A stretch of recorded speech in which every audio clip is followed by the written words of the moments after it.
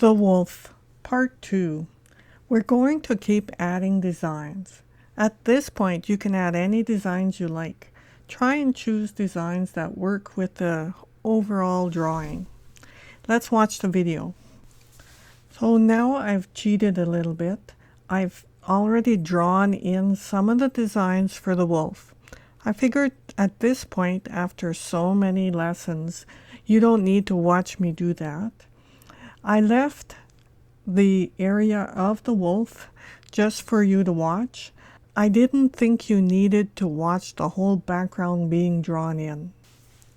Now I'm adding lines to the wolf, and here we go. So like I said before, I like to repeat certain designs, and I like to repeat the designs in the direction that suits the drawing itself. So under the chin, I'm drawing a design that really adds to the wolf concept. So it looks like his fur is coming down. I'm adding more designs around that area, around where the fur spreads out. And I'm adding different kinds of elements. I've speeded it up so that you can see how it's done. Like I said before, I don't work that fast, but it's really boring to watch somebody draw so many designs and fill the areas, so I thought I'd spare you the problem. And here we go. Remember that some of the shapes, when you start with them, they don't have to stay the same size. You can have a design in an area that starts with a small circle, for example, and moves to a bigger circle. That's quite allowed. Here I'm adding stripes just to bring the eye down, all the way down. And so we're focusing on the head of the wolf. And within those drawings, I'm adding some more designs. So I didn't like the design I had, so I'm going to just fill it in with dark areas. And there we go, adding this way and filling in. Those are really bold designs, and they will just bring the attention to the head of the wolf. Now, adding a design that's dark within the head of the wolf will also help the pattern, and it will not leave the wolf standing out. So the open mouth, that's a good spot to make dark. Make the eye dark, parts of the ear dark, and just so there isn't one big bold black mark in just one spot. There's a few bold marks. And here's another bold mark. And it helps bring the design towards the wolf head itself. So we're going to go back to small designs and just add little lines within those other lines, and see how that emphasizes the actual head and the fur of the wolf. Now we're adding more down there. I'm just filling in areas where the big marker couldn't work.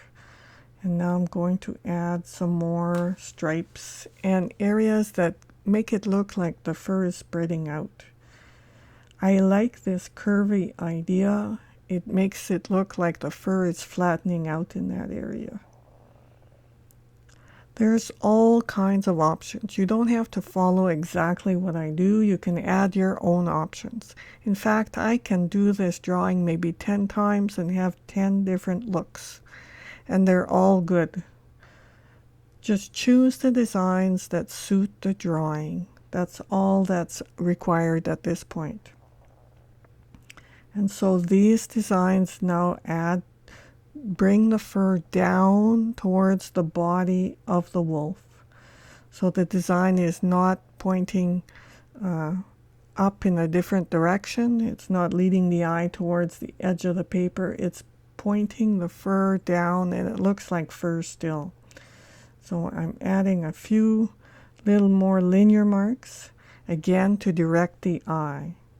I talk a lot about this, the concept of the design, and making sure it works for what the wolf or for whatever the drawing is, and it matches the whole concept of the wolf. And here I'm just going to add a little bit of a mesh type design with little dots where the lines meet. And that also helps lay the fur down. They're not as dramatic, they're quiet designs, and then we're not looking away from the head where the bold lines are.